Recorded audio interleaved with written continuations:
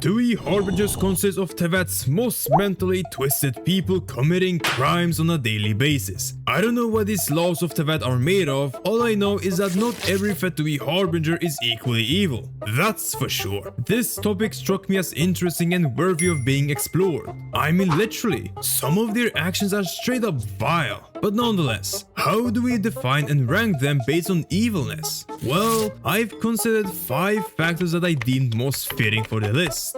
First off, their intentions. What are they driven on? Followed by actions, what have they done, the scale of impact, basically their overall damage, as well as their methods. How do they carry out their actions? And finally, accountability. Are these harbingers redeemable? Now without wasting any more time, my marvelous people of Tevat, let's immediately start with the least evil harbinger and slowly make our way upwards. Out of the 11 of the Fatui Harbingers, only one of them stands out not for cruelty but for how little we can actually blame her for, the Damselette, our socially awkward moon goddess who loves to eat bread. If you would ask any player a few years back, they would immediately tell you she's a terrifying angel who will turn you into a mindless puppet, which at that time many people used to believe in. But Columbina today is revealed to be a sweet and emotionally detached moon maiden, although her eerie and unsettling demeanor still remains today. Yet still, her demeanor doesn't equal bad person, so why is she ranked at the bottom of the list? Despite her days at the Fatui, she wasn't given any missions to complete.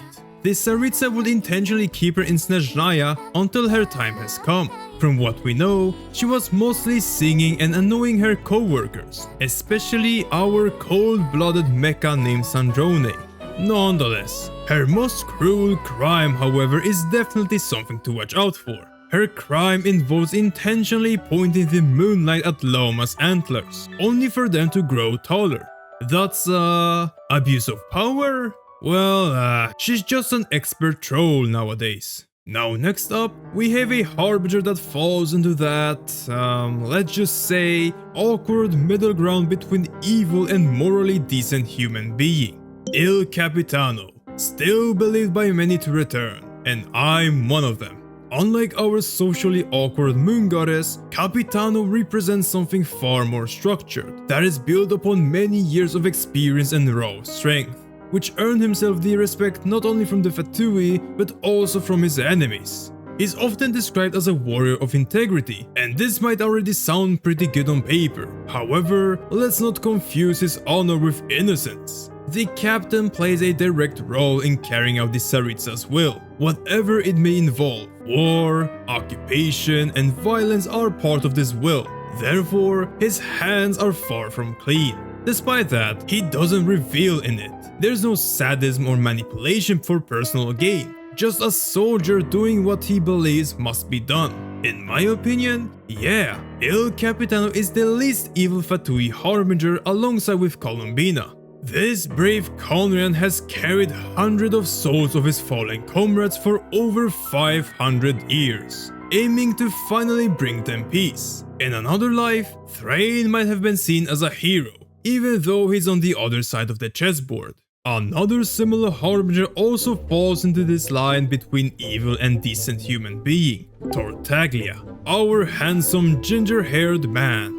This doesn't come too much of a surprise due to him being the youngest and probably mentally sane compared to the rest.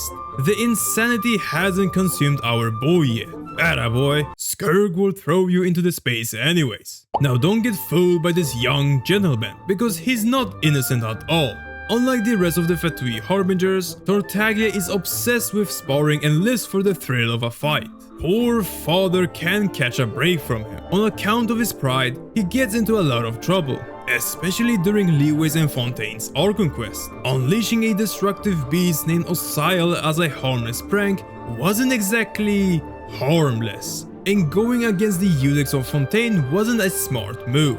Yeah, this alone puts him above the captain in terms of damages. I bet he'd do anything just to spar with Arlecchino at this point. But here's the thing, our beloved Ajax isn't driven by cruelty or some twisted ideology. Absolutely not. He's just a feisty soldier with the flaw that causes him not to think about the consequences. We've seen a genuine loyal side of him, completely detached from the typical Fatui image. Yet still, his crimes are quite destructive in the end. Therefore, he will sit comfortably with Capitano in the least evil tier.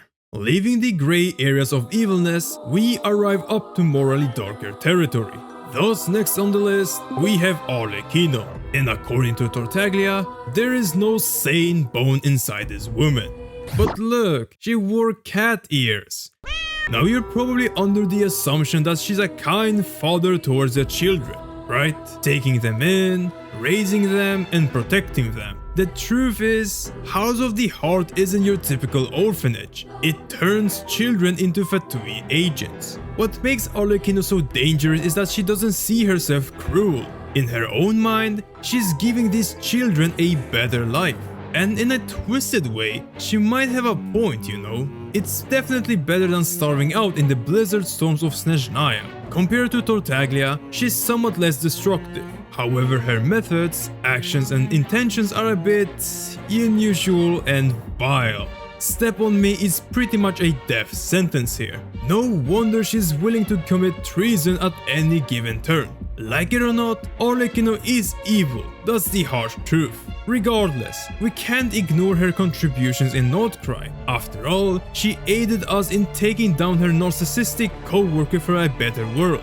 Which shows that Arlecchino isn't truly heartless. Just her moral code allows to justify insane actions as long as it aligns with her personal beliefs. Now this is where things start to get a bit speculative, because on our hands we have Snezhnaya's mayor, Pulcinella.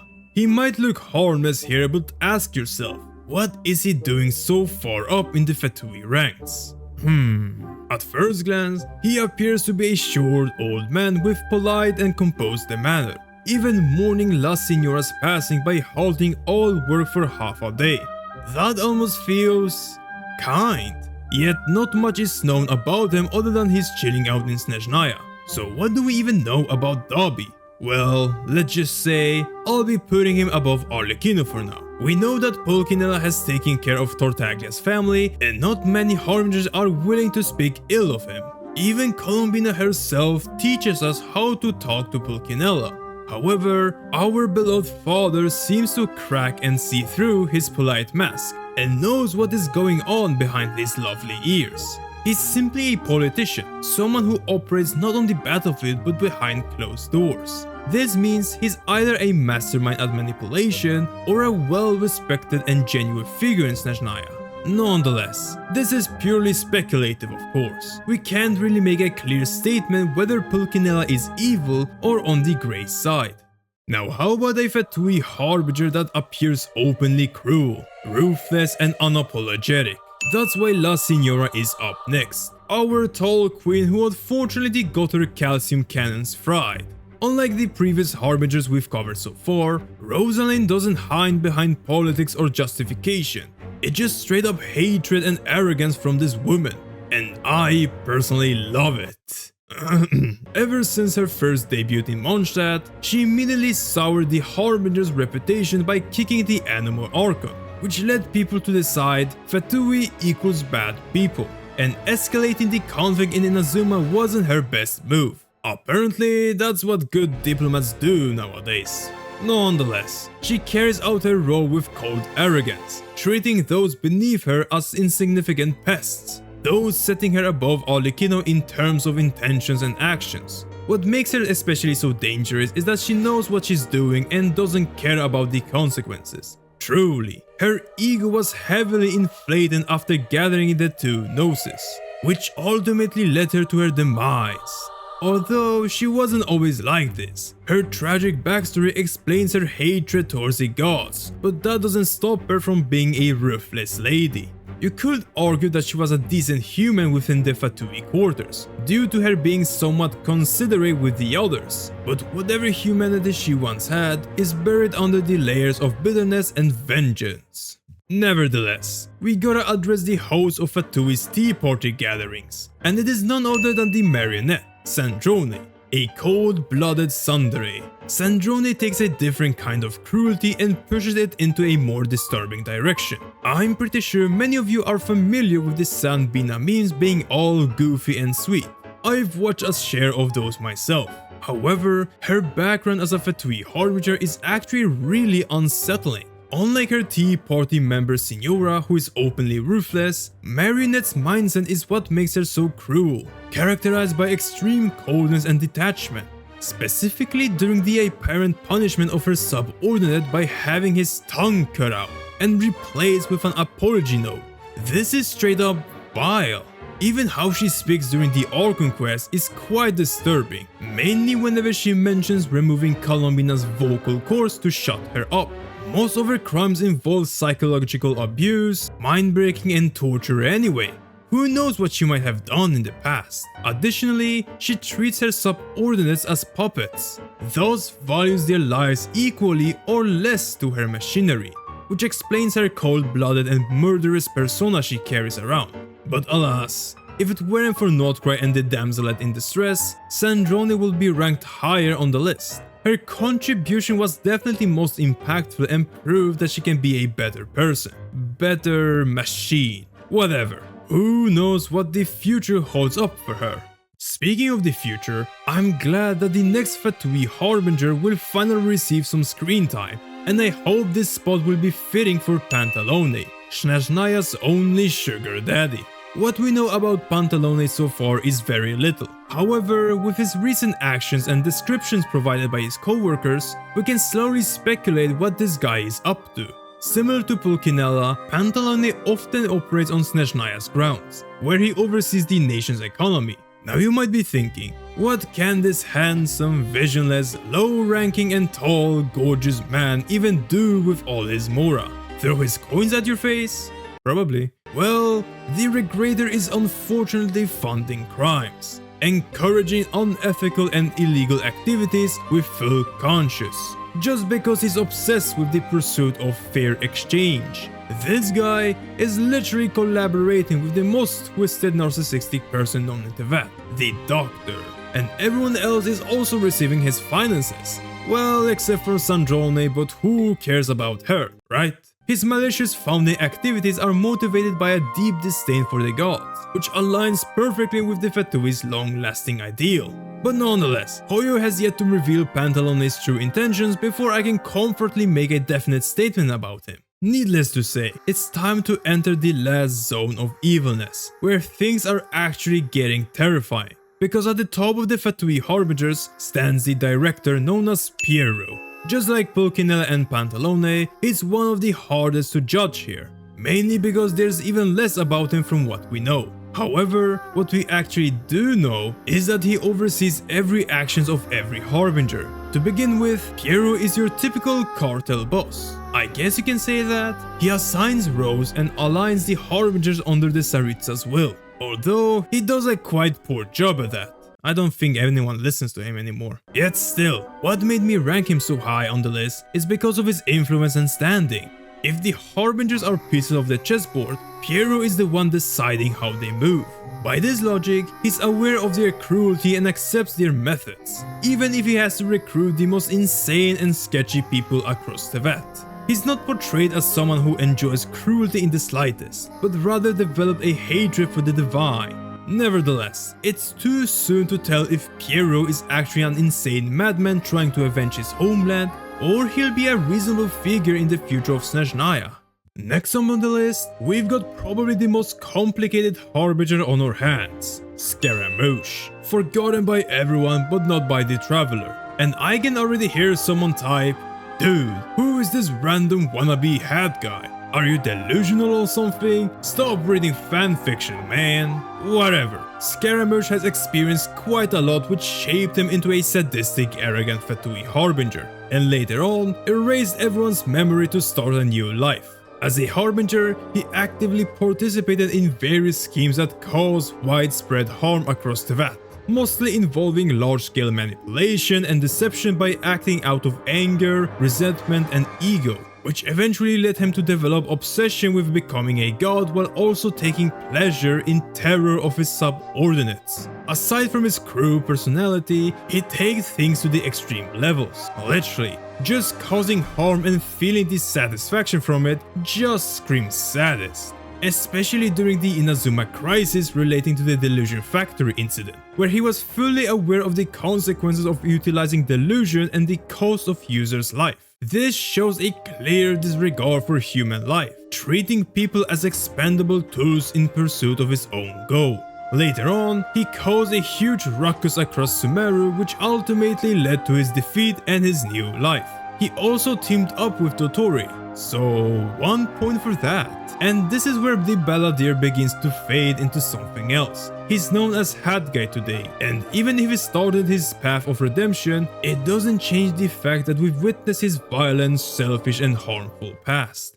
Regardless of who that guy is, because it is time to discuss probably the most merciless Harbinger, the Knave, the former Knave, Crucabena.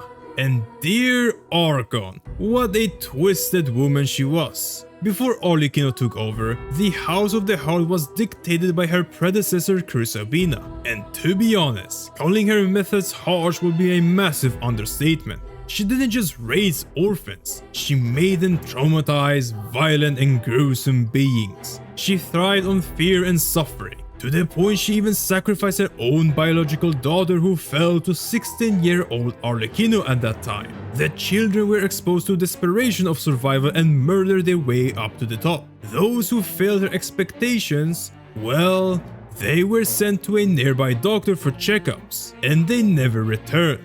This is just absurd to think about. I'm glad teenager Arlecchino obliterated her by delivering a critical hit onto her coochie. And that's where the things are standing today. Not much is known what she was doing outside of the orphanage, but you can just imagine, there were no redeeming factors for this woman. Speaking of no redemptions, we finally arrive at the most evil Harbinger to ever breathe in Teyvat, Dottore. This guy has committed more crimes than all of the Harbingers combined. Ugh, where do I even begin with this dude? From the very moment he's introduced, Dottore represents the absolute worst of what the Fatui stand for. Pure, unrestrained pursuit of knowledge at any cost, treating people as raw material for his experiments. Human experimentation is pretty much his hobby, and Kole is one of his victims who had to endure the pain. Whether it's children, subordinates, or even the entire nation, he showed no limits when it came to advancing his research. Seriously, you're pretty much a test subject the second he lays his eyes on you. What's even worse, he doesn't even justify what he does and doesn't pretend it's for the greater good. There's simply no stopping this insane doctor. Look at his crimes and tell me, is there an ounce of redemptions for him? Throwing partners under the bus, disobeying the Tsaritsa's will, and even breaking the laws of nature. Even when we got a glimpse of his backstory, this guy was ready to abandon his companion. While others are evil, some can be understood, and some even redeemable to some extent, Dottore resists all of that. There's nothing to soften up his image. Just look on the screen of how many horrible things he has done. I can't even go through all of them in this video. Trust me, the gap between Crucabena and Dottore is quite great. Ugh. Right on the screen, I have displayed for you every single Harbinger ranked from least evil to most evil. However, we still need crucial information for the remaining 3 Harbingers before we can actually fully determine who's the most evil here. Therefore, my elegant people of Teyvat, Snezhnaya here kindly asks you to share your thoughts and opinions about this list down in the comments, and she wishes you a wonderful day. Thanks for watching.